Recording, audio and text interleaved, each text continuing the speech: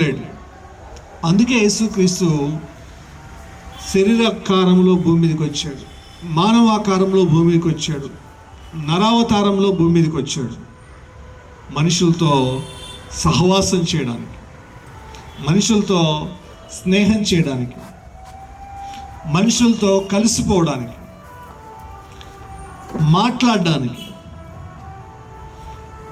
మనతో కలిసిపోయి ఆయన స్వరూప్యంలోకి మనల్ని మార్చడానికి. ఇది అర్థం చేసుకుంటే మంచిది. అందుకొరకు నిజంగా దేవుని యొక్క ఉద్దేశం ఏంటి, భూమి మీదకి రావడంలో దేవుని యొక్క ఉద్దేశం ఏంటి అర్థం చేసుకుంటే, దేవుడు మానవుణ్ణి నిర్మించినటువంటి విధానం, సృష్టి 5 రోజులు, 6వ రోజు మానవుని నేల నుండి మంటి నుండి నిర్మించి వారి నాసికానందంలో జీవాత్మగా నరుడు జీవాత్మ అయ్యాడు. ఆ తర్వాత అదే నరుడు తినవద్దన్నటువంటి చెట్టు ఫలాన్ని తిన్నాడు కాబట్టి పాపం అనేటువంటిది, ఆజ్ఞాతిక్రమం అనేది వచ్చింది. దేవునికి మానవునికి మధ్యలో గ్యాప్ ఏర్పడింది. మరణం అనేది మానవునికి వచ్చింది. తెలియని అకారణ ద్వేషాన్ని దేవుని మీద మానవుడు పెంచుకున్నాడు. తిరిగి మానవుడు దేవుణ్ణి వెతకడానికి చేయాల్సినంతగా ప్రయత్నం చేయలేదు, కానీ దేవుడే మానవుణ్ణి తన వైపు త్రిప్పుకోవడానికి చాలా ప్రయత్నాలు చేశాడు. బలులను తీసుకొచ్చాడు, యాజక వ్యవస్థను తీసుకొచ్చాడు, ప్రవక్తలను తీసుకొచ్చాడు. ఇలా వీళ్ళందరినీ తీసుకొచ్చి దేవుడు మనుషులతో మాట్లాడాలని ప్రయత్నం చేశాడు.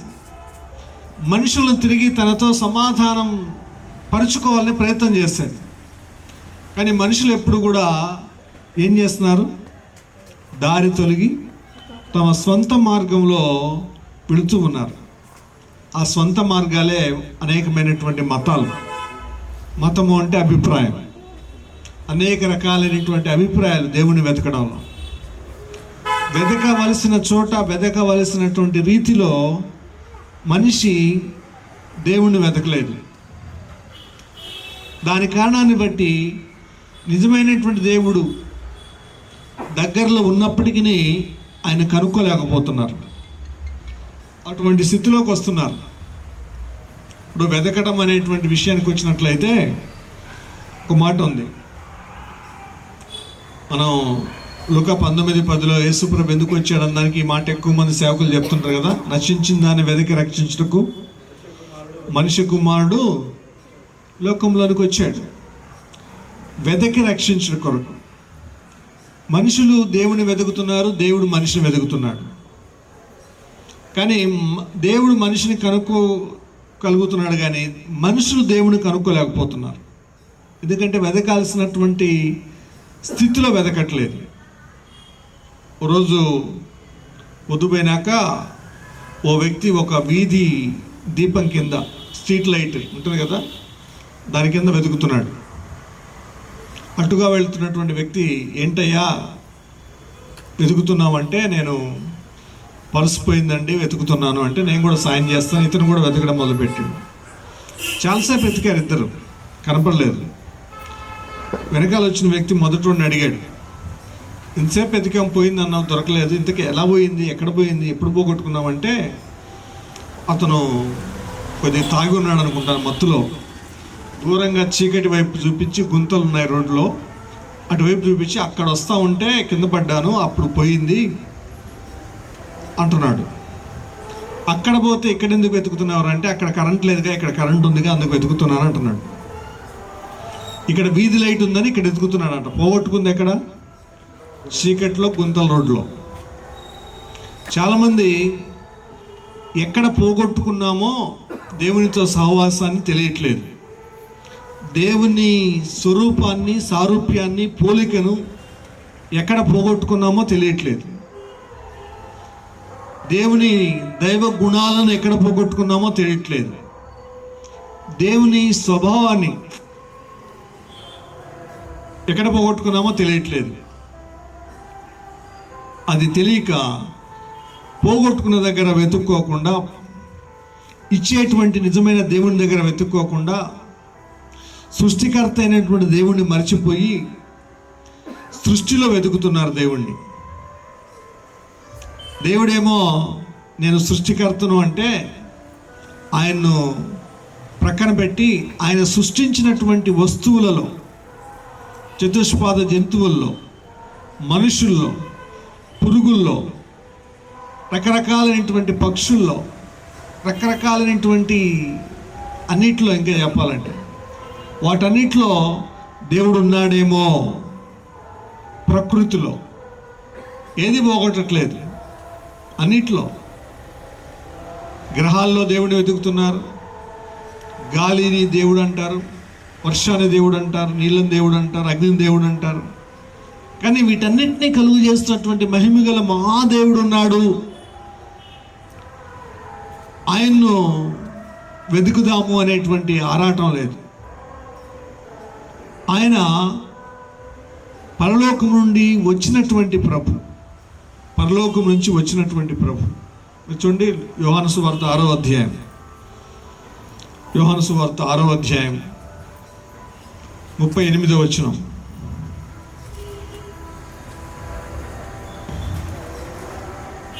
యోహాను సువార్త 6వ అధ్యాయం 38వ వచనం.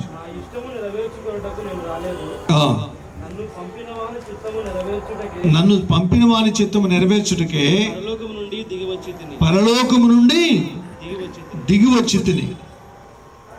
ఆయన ఏం చేశాడంటే పరలోకము నుండి దిగి వచ్చాడు. ఆయన పుట్టాడు అని మనం అందరం అనుకుంటూ ఉన్నాం. నిజమే, పుట్టింది వాస్తవమే, కన్యమరియ గర్భాన. కానీ ఉన్నవాడు పరలోకం నుంచి ఎక్కడికి వచ్చాడు? భూమి మీదకి వచ్చాడు. రావడానికి దేవునిగా వస్తే మనం భూమి తట్టుకోలేదు కాబట్టి మానవ ఆకారంలో వచ్చాడు. మనిషిని పోలికగా వచ్చాడు. దాసుని రూపం ధరించుకొని వచ్చాడు. మనం ఫిలిప్పి 2:6 తెలుసు కదా, దేవునితో కూడా ఉండటం విడిచిపెట్టకూడని భాగ్యమని ఎంచుకొనలేదు. కానీ ఏం చేశాడు? మనిషిని పోలికగా పుట్టి దాసుని స్వరూపం ధరించుకొని తను తాను వృత్తినిగా చేసుకొని అలా వచ్చాడు యేసు ప్రభు. పరలోకం నుండి దిగి వచ్చినటువంటి వాడుగా యేసు ప్రభు కనపడుతున్నాడు. తర్వాత యోహాను సువార్త 13వ అధ్యాయం, యోహాను సువార్త 13వ అధ్యాయం 3వ వచనం.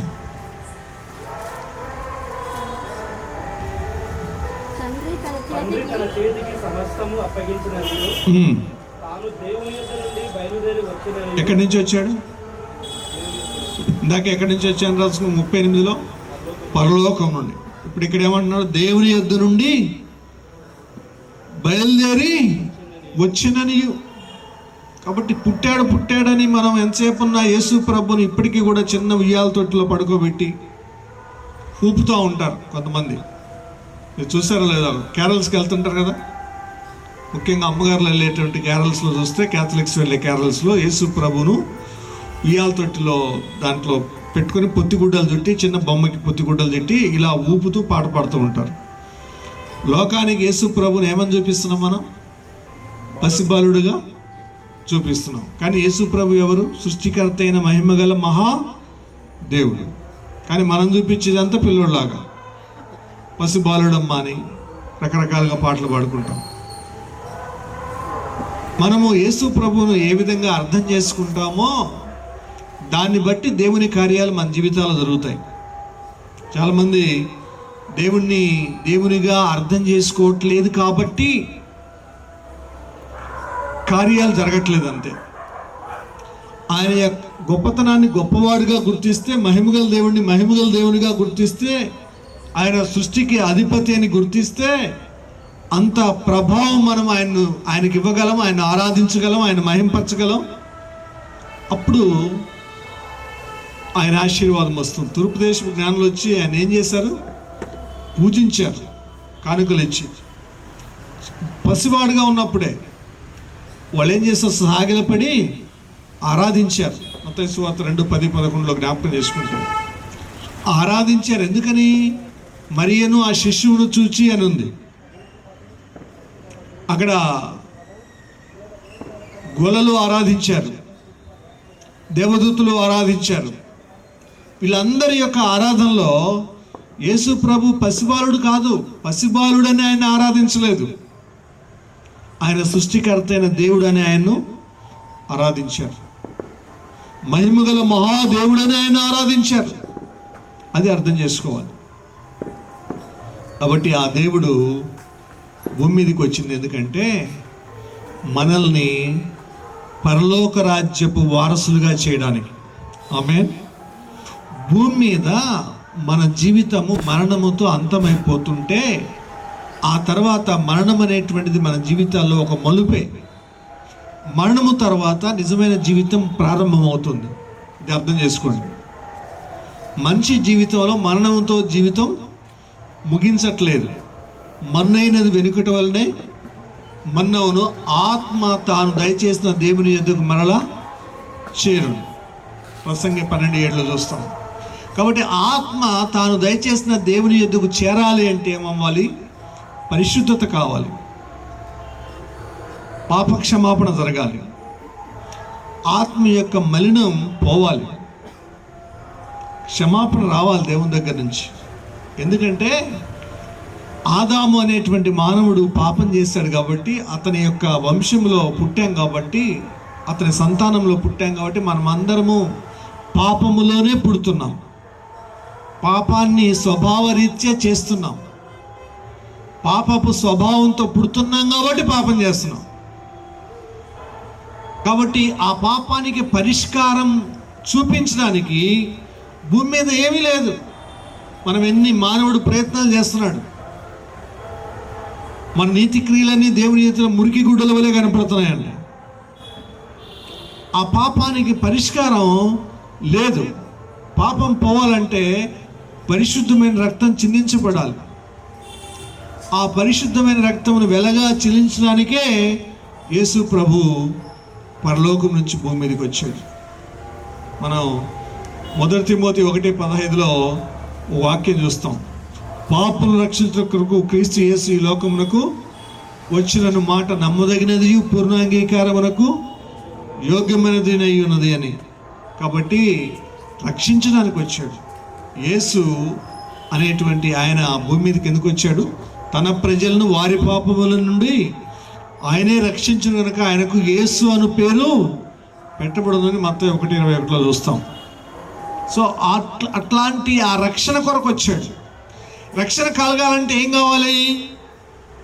4-5 మెట్లు మనం చూసినట్లయితే లూకాసు వార్త 1వ అధ్యాయంలో మీరు తర్వాత ఇంటికి వెళ్ళినాక చదువుకొని మీరు కనిపెట్టండి.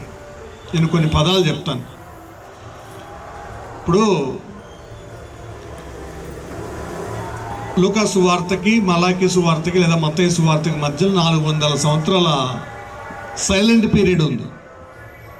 మలాకీ గ్రంథానికి మత్తయి సువార్తకు మధ్యలో 400 సంవత్సరాల కాలం పాటు దేవుడు మనుషులతో మాట్లాడలేదు. సైలెంట్గా ఉన్నాడు. ప్రవచనం లేదు, మాట లేదు, దర్శనం లేదు. మౌనకాలము అంటారు దాన్ని, లేదా దాన్ని చీకటి కాలము అంటారు. దాన్ని క్రొత్త నిబంధన, పాత నిబంధన మధ్యకాలము అంటారు. ఇంటర్టెస్టామెంటల్ పీరియడ్ అంటారు. అది కొంతమందికే తెలుస్తుంది. థియాలజీ చదివినటువంటి వాళ్ళకి అర్థమవుతుంది. పరిశుద్ధ బైబిల్ గ్రంథంలో పాత నిబంధనలో చరిత్ర ప్రకారం రాయబడిన ప్రకారం కాదు, చరిత్ర ప్రకారం ఏ పుస్తకం ఆఖరి పుస్తకం తెలుసా? అంటే పాస్టర్లు ఉన్నారు కదా. పాత నిబంధనలో చరిత్ర ప్రకారం నెహెమ్యా గ్రంథం. బైబిల్ ప్రకారం అయితే ఎస్తేరు గ్రంథం ఉంది. మొత్తం 14 పుస్తకాలు, చరిత్ర పుస్తకాలు. ఆ 14 పుస్తకాల కాలంలో మొత్తం చరిత్ర అంతా 5 పంచకాండాలు, 14 చరిత్ర పుస్తకాలు. ఈ మధ్యకాలంలోనే పాత నిబంధన అంతా జరిగింది. మిగతావి 5 కావ్య గ్రంథాలు, 5 పెద్ద ప్రవక్తల గ్రంథాలు, మళ్ళీ 12 మంది చిన్న ప్రవక్తల గ్రంథాలు. ఇవన్నీ కూడా ఈ మొత్తం పుస్తకాల్లోనే జరిగింది. ఈ 19లోనే, ఈ 19 పుస్తకాల కాలంలో జరిగినటువంటివే మిగతావన్నీ రాసింది 20 పుస్తకాలు. ఇవన్నీ చూస్తే ఈ నెహెమ్యా కాలంలో మనం వరుస పెట్టి మీరు అంటే మనం ఆ వైపు వెళ్ళట్లేదు, కానీ వెళ్తే నెబూకద్నెజర్ కాలం తర్వాత బబులోను చెరపట్టినాక 70 సంవత్సరాలు, 70 సంవత్సరాల తర్వాత పారసీక రాజు అయినటువంటి కోరేష్ రావడం. కోరేష్ వచ్చి వాళ్ళందరినీ ఎన్నిక పంపిస్తే వీళ్ళు వచ్చి జెరుబ్బాబెల్ నాయకత్వంలో వచ్చి దేవుని మందిరాన్ని కట్టుకోవడానికి ప్రయత్నం చేయడం. దర్యావేష్ తర్వాత అహిష్వేరోష్ రాజు, ఎస్తేరు గ్రంథకాలం తర్వాత ఎజ్రా రావడం. ఎజ్రా తర్వాత 448లో ఎజ్రా వచ్చాడు, 457లో నెహమ్యా వచ్చాడు. ఇవన్నీ చూస్తే ఈ కాలాలన్నీ చూసుకుంటూ వస్తే ఆ కాలం నెహమ్యా గ్రంథకాలం. ఆ నెహమ్యా కాలంలో చివరిగా మలాకి ప్రవచించాడు. ఆ తర్వాత కొంతకాలానికి 400 సంవత్సరాల పాటు మధ్యకాలంలో మాదీయ పారసీక సామ్రాజ్యం కూలిపోయి గ్రీకు సామ్రాజ్యం రావడం. గ్రీకు సామ్రాజ్యం పోయి యూదా దేశంలో మక్కబీయులు అనేటువంటి వాళ్ళు హస్తగతం చేసుకోవడం. ఆ తర్వాత రోమా సామ్రాజ్యం రావడం. జూలియస్ సీజర్ రోమా సామ్రాజ్యాన్ని స్థాపించడం. యేసు ప్రభు జన్మం జరిగినప్పుడు ప్రజాసంఖ్య వ్రాయాలని ఆజ్ఞాపించింది ఎవరు? కైజర్ అగస్తస్ అంటారు, సీజర్ అగస్టస్. ఆయన రావడం, ఆయన కాలంలో యేసు ప్రభు పుట్టడం. ఇవన్నీ చరిత్రలో ఉన్నటువంటి విషయాలు. ఇది బైబిల్లో ఒకటి చోటే కాదు ఉండేది. అనేక ఇతర దేశాల గ్రంథాలలో వారి దేశాల చరిత్ర రాసుకుంటారు కదా, ఆ చరిత్రలో కూడా ఈ విషయాలన్నీ ఉన్నాయి. చరిత్రకారులు రాసిపెట్టినటువంటి విషయాల్లో ఇవి సరి చూసుకుంటే రెండు తెలుస్తుంది. యేసు ప్రభు సజీవుడైనటువంటి దేవుడు అని, మహిమగల దేవుడు అని, పూజ్యుడైనటువంటి దేవుడు అని అర్థమవుతుంది. తర్వాత అన్నిటికంటే ముఖ్యంగా ఆలోచిస్తే ఈ ప్రపంచాన్ని అత్యంత ప్రభావితం చేసింది యేసు ప్రభు. ఆయన 3.5 సంవత్సరాలే బోధించాడు, కానీ 150 కిలోమీటర్లు, మ్యాక్సిమం 200 కిలోమీటర్ల కంటే ఎక్కువ ప్రయాణం చేయలేదు ఆయన. గలిలయ, సమరయ, యూదయ అంతే, ఇజ్రాయెల్ దేశం దాటి బయటికి వెళ్ళలేదు. కానీ ప్రపంచాన్ని అంతటినీ జయించినటువంటి వారు ఉన్నారు. అలెగ్జాండర్ లాంటి వాళ్ళు, నెపోలియన్ లాంటి వాళ్ళు, ప్రయత్నం చేయాలని చేసినటువంటి హిట్లర్ లాంటి వాళ్ళు ఉన్నారు. కానీ వాళ్ళ పేరేం బయటికి రాలేదు, యేసు ప్రభు పేరు వచ్చినట్టుగా. ఈ క్యాలెండర్ తయారు చేసినప్పుడు చరిత్రకారులు ఎవరిని తీసుకున్నారు?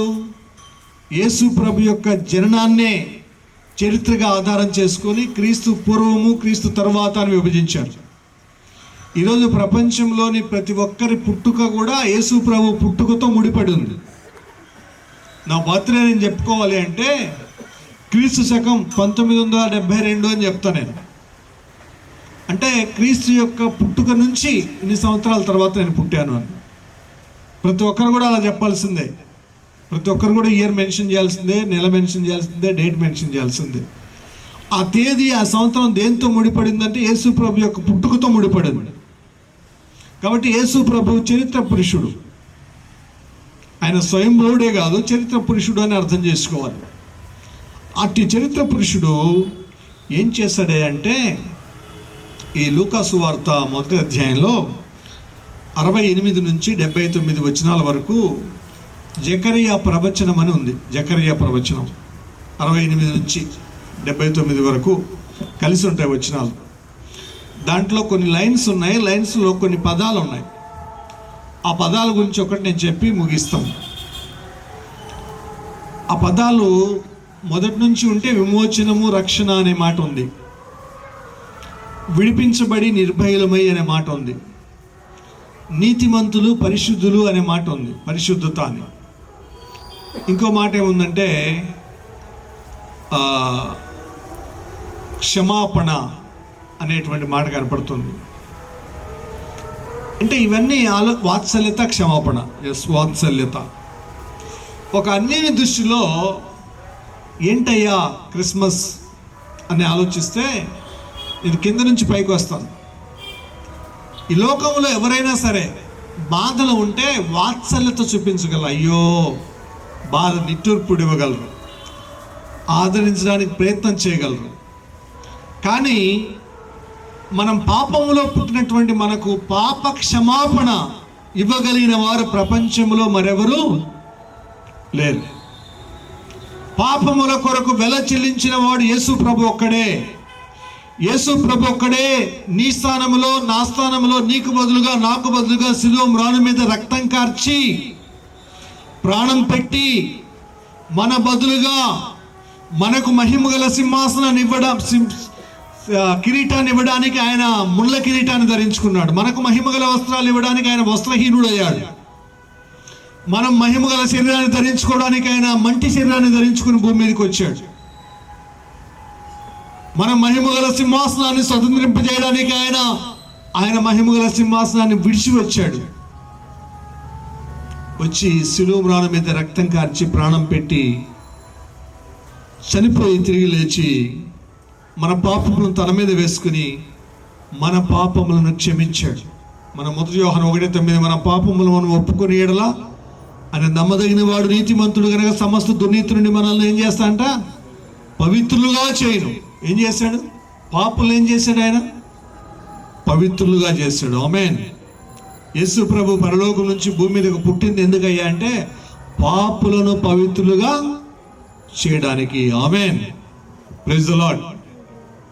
కాబట్టి క్షమాపణ ద్వారా మనకు వచ్చినటువంటిది మొదటి ఎఫెసీ 1:7 కూడా కృపా మహదేశ్వరం ద్వారా మనం విమోచించబడి పాపముల నుంచి క్షమించబడ్డామంట. అపరాధముల నుంచి క్షమించబడ్డాం. క్షమాపణ వచ్చింది. ఇప్పుడు యేసు ప్రభు క్షమాపణ లేకుండా చాలా బహుమానాలు పరలోకం నుంచి తెచ్చామనుకో, మనకి ఇల్లు, ఐశ్వర్యము, బంగారము ఇవన్నీ కావాలి. అయితే ఈ జీవితం ముగించిన తర్వాత నువ్వు నరకానికి వెళ్తావు, ఎందుకంటే క్షమాపణ లేదు కాబట్టి. ఇవన్నీ కావాలా?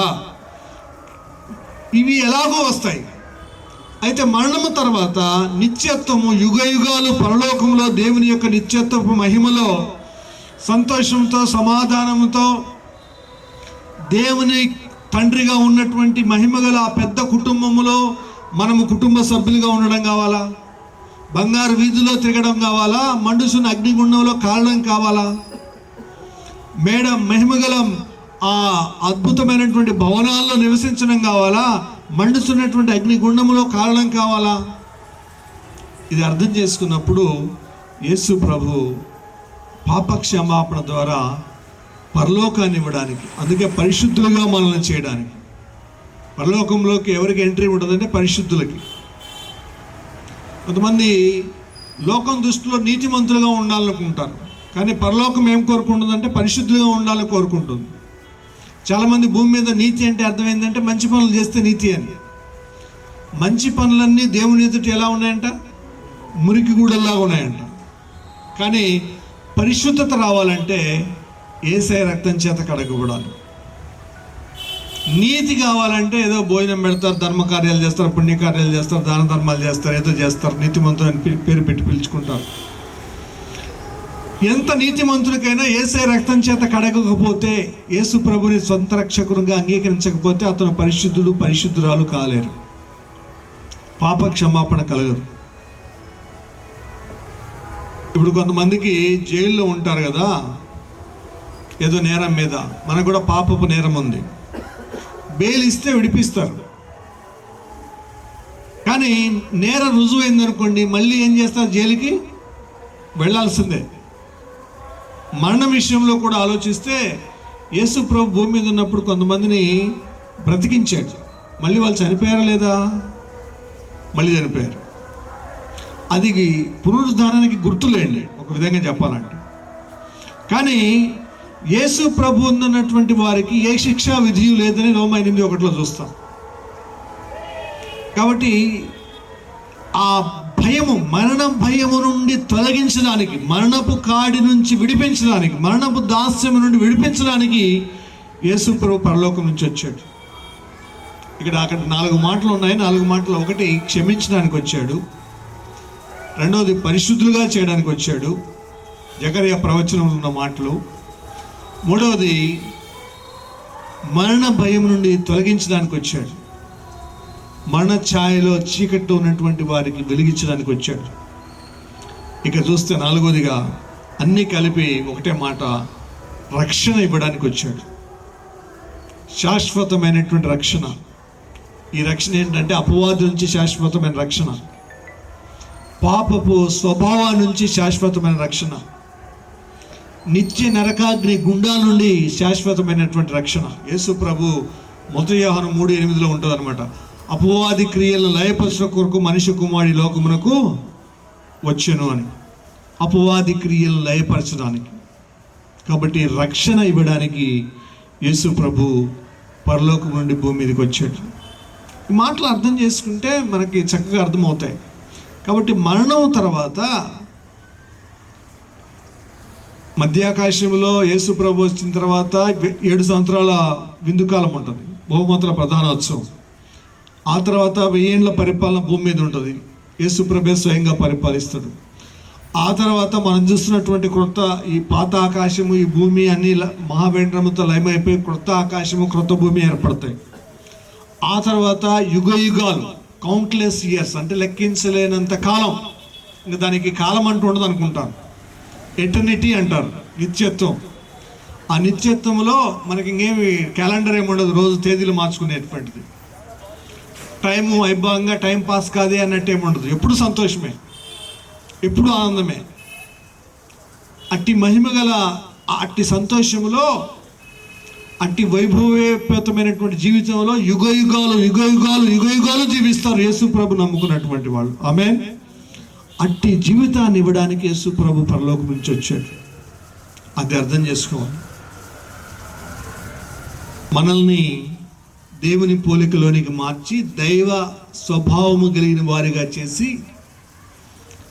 దేవుడు నివసించినట్లే నిత్యత్వం యుగ యుగాలు నివసించేటట్టుగా చేసి తన పరలోక కుటుంబంలో, ఎఫెసీ 3:14 అంటారు కదా, ఏతో చేత పరలోకమందును భూమి మీద ఉన్న తండ్రిని బట్టి ఏ కుటుంబం అని పిలువబడుచున్నదో ఆ కుటుంబం కొరకు అని, ఆ కుటుంబంలో సభ్యులుగా చేర్చడానికి పరలోకం నుంచి యేసుక్రీస్తు ప్రభువారు భూమి మీదకి వచ్చాడు. అది అర్థం చేసుకోవాలి. అది అర్థం చేసుకుంటే క్రిస్మస్ ఆనందం అనేది మనకు నిజంగా వస్తుంది. దాని కొరకు మనం ఏం చేయాలి? దాని కొరకు ఏం చేయడానికి వచ్చాడంటే లోకంలో జన్మించడానికే కాదు, ప్రతి హృదయంలో యేసు ప్రభు జన్మించాలి. దానికి యేసు ప్రభు నికోదేముతో అన్నాడు, ఒకడు కొత్తగా జన్మించితే కానీ అతను పరలోక రాజ్యంలో ప్రవేశించలేడు. కొత్త జన్మ అంటే ఏంటి? నీటి ద్వారా, వాక్యం ద్వారా. ఆ వాక్యమైనటువంటి యేసు ప్రభును మనం ఆహ్వానిస్తే, ఇదిగో నా పాపము నేను ఒప్పుకుంటున్నాను, నా అపరాధం నేను ఒప్పుకుంటున్నాను, యేసు ప్రభువా నేను పాపిని, యేసు ప్రభువా నన్ను మీ రక్తంతో పవిత్రపరచండి, పరిశుద్ధపరచండి, నా హృదయంలోనికి రండి అని ఎవరైతే ఆహ్వానిస్తారో, ఎవరి హృదయంలోకి అయితే యేసు ప్రభు వస్తాడో, ఏ రోజు యేసు ప్రభు వారి హృదయంలోకి వచ్చాడో ఆ రోజు వాళ్ళకి ఏంటి? క్రిస్మస్. ఆమేన్. నేను నిన్న నా ఐఫోన్లో పాత క్యాలెండర్ వెనక్కి వెళ్ళాను, 94లోకి వెళ్ళి చూశాను. డేటు ఒకసారి నవంబర్ చివరిలో 30వ తేదీ అనుకుంటాను, బుధవారం, 94వ సంవత్సరం నా సొంత రక్షకునిగా యేసు ప్రభుని అంగీకరించాను. ఆ రోజు నా క్రిస్మస్ స్టార్ట్ అయింది. డిసెంబర్ 18వ తేదీన 94వ సంవత్సరంలో బాప్తిసం పొందాను. ఆ రోజు అద్భుతమైనటువంటి ఆనందం మొదలైంది. పేతురు పత్రికలో అంటాడు, చెప్పన శక్యమును మహిమాయుక్తమునైన ఆనందం. ఇదిగో దేవదూతలు కూడా పాడుతూ ఉండేటప్పుడు అంటారు కదా, ఇదిగో దావీదు పట్టణమందు నేడు రక్షకుడు మీ కొరకు పుట్టి ఉన్నాడు, ప్రజలందరికీ ఓ మహా సంతోషకరమైన సువర్తమానం నేను మీకు తెలియచేస్తున్నాను. మహా సంతోషం ఎంతమందికి ఎవరైతే ఆయన్ను విశ్వసిస్తారో వాళ్ళందరికీ. కాబట్టి ప్రియులారా, క్రిస్మస్ ఇన్ని ఆశీర్వాదాలు తెచ్చింది. కాస్త బంగారమో, చెవి పుడకనో, ముక్కు పుడకగా తెచ్చింది. కాస్త ఇల్లు, ఒక చిన్న ఉద్యోగం. మనం ఎంతసేపు ఉన్న యేసుప్రభుని చిన్న కోరికలు కోరతాం. యేసుప్రభు ఏమంటున్నాడు? పెద్ద పరలోకాన్నే దేవుడు మనకి ఇస్తానంటున్నాడు. మనం ముక్కుకో చెవుకో పెట్టుకునేటువంటి బంగారం కాదు, మన కాళ్ళ కింద బంగారు వీధుల్లో నడిచే ధన్యత ఇస్తానంటున్నాడు. వజ్ర రాసులతో కట్టబడినటువంటి గృహాల్లోనే నివసించబోయేటువంటి ఆధిక్యత ఇస్తానంటున్నాడు.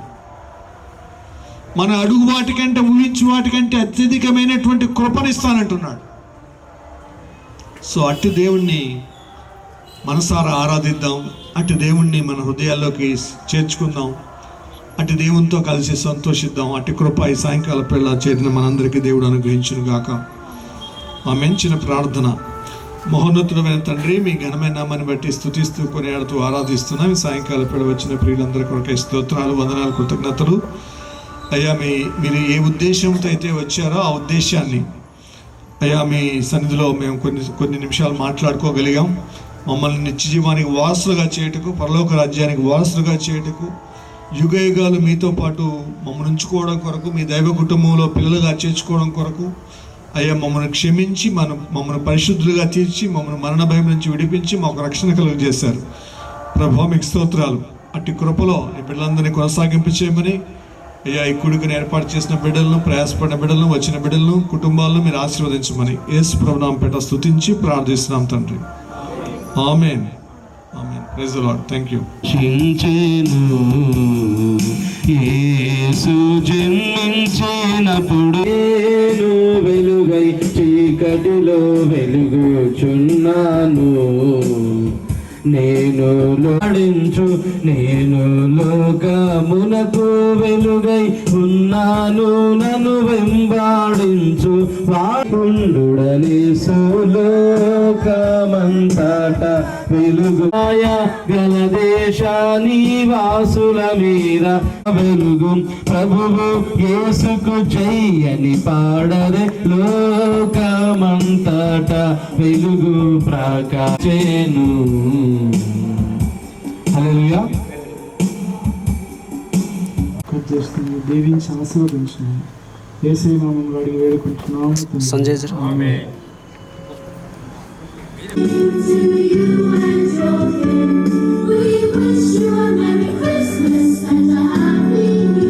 రోజు క్రిస్మస్ పండుగ గుండె నిండుగా, అరే అరే క్రిస్మస్ పండుగ గుండె నిండుగా. Happy happy Christmas, merry merry Christmas. Happy happy Christmas, merry merry Christmas. నా యేసు రాజు నాకై పుట్టిన రోజు. పరలోకమునే విడిచెను, పాపిని నన్ను కరుణించెను. పశుపాకలో పుట్టెను, పశువుల తొట్టిలో వింత. పశుపాకలో పుట్టెను, పశువుల తొట్టిలో వింతగా. Happy happy Christmas, merry merry merry Christmas. కూర్చొని భోజనానికి ఏర్పాటు చేద్దాం. లాస్ట్ ప్రార్థన పద్మాకరణ. దేవ, జీవాధిపతి, మహోన్నతుడా, సర్వోన్నతుడా, సర్వకృపా నిధి అయిన మా గొప్ప దేవ, నీ పాదాలకు స్తుతులు స్తోత్రాలు చెల్లిస్తున్నాం తండ్రి. మా కోసం మమ్మల్ని ఎంతగానో ప్రేమించి ప్రభా, మేము పుట్టక ముందే మా కోసం రక్తం కార్చి ప్రాణం పెట్టడం కొరకై ఈ లోకంలోనికి వచ్చి పరిశుద్ధునిగా నీతిమంతునిగా జీవించి నాయన నీతి మార్గమును బోధించి చూపించి ప్రభా మా కొరకు రక్తం కార్చి ప్రాణం పెట్టడానికే ఈ లోకంలోనికి వచ్చిన దేవుడవు తండ్రి. అందులోకి నీకు కృతజ్ఞత స్తుతులు స్తోత్రాలు చెల్లిస్తున్నాం నాయన. ఈ దాసుని ద్వారా మా అందరితో మీరు మాట్లాడినందుకే కృతజ్ఞత స్తుతులు స్తోత్రాలు చెల్లిస్తున్నాం. ఈ కార్యక్రమం అంతట్లో మీరు తోడుగా ఉన్నందుకే నీకు స్తోత్రాలు యేసయ్యా. బాగా ఆలోచిస్తే కూర్చొని నాయన మేము ఈ క్రిస్మస్ గురించి ఆలోచన చేస్తే ఏడవకుండా ఉండలేము ప్రభువా. మా కొరకు ఎంతో తగ్గించుకొని ఈ లోకంలోకి వచ్చావు, చనిపోవడం కోసమే పుట్టావు నాయన. లోక పాపములు మోసుకొని పోవు దేవుని గొర్రెపిల్లగా ఈ లోకంలోనికి మీరు అవతరించారు. అందులోకి నీకు స్తుతులు స్తోత్రాలు వందనాలు. ప్రపంచమంతటా మనుషులు సిద్ధపడుతూ నాయన మొదటి రాకడ ఇంత వైభవంగా జరుపుకుంటుండగా తండ్రి, నీ రెండవ రాకడ అతి సమీపంగా ఉండగా ఇంకెంతకు సాగుటకు సహాయం చేయమని మేము సిద్ధపడుతూ సంఘాలను రాకడ యొక్క ఉద్దేశము నెరవేర్చుటకు తన చిత్తం నెరవేర్చడానికి మీరు ఈ లోకంలోకి ఎలాగొచ్చారు అలాగ మేము కూడా నీ చిత్తం నెరవేరని వారు, పాపక్షమాపణ పొందుకొని నీ చిత్తంలో జీవించని వారు, జీవిస్తున్నవారు అందరినీ నీ కృపకు అప్పగిస్తూ నీ ఉద్దేశాలు నెరవేర్చే వారంగా ఈ లోకము ముందుకు సాగే భాగ్యం దయచేయమని నమ్ముతున్నాం తండ్రి. వచ్చిన వారము వచ్చినట్లుగా వెళ్ళక నీ యొక్క వాక్యపు ఆశీర్వాదముతో నీ సన్నిధి దీవెనలతో వెళుతున్నామని ఈ మొదటి రాకడను క్రిస్మస్ పండుగను సంతోషంగా జరుపుకుంటూ కుటుంబం అంతా నిన్ను ఆరాధిస్తూ నీ రెండవ రాకడకు కూడా సిద్ధపడే గొప్ప భాగ్యాన్ని మాకు ప్రసాదించమని, ముందున్న కార్యక్రమం అంతటిలో భోజనాలన్నింటిలో మీరు తోడుగుడి నడిపించమని ఘనత మహిమ ప్రభావములు మీకు ఆరోపిస్తూ మేమందరం నీ పాదములకు మ్రొక్కుతూ యేసునామంలో అడుగుచున్నాము తండ్రి. ఆమేన్.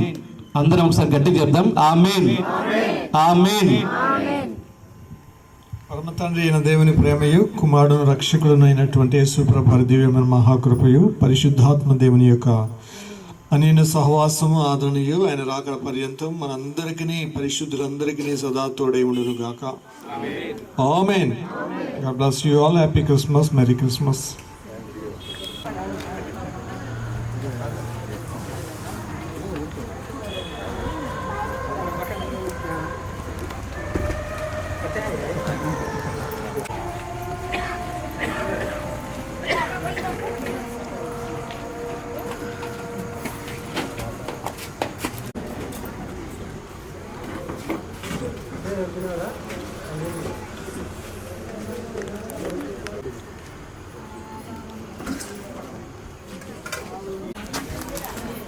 ప్రశాంత్, ప్రశాంత్, చాక్ చాక్ కావాలా?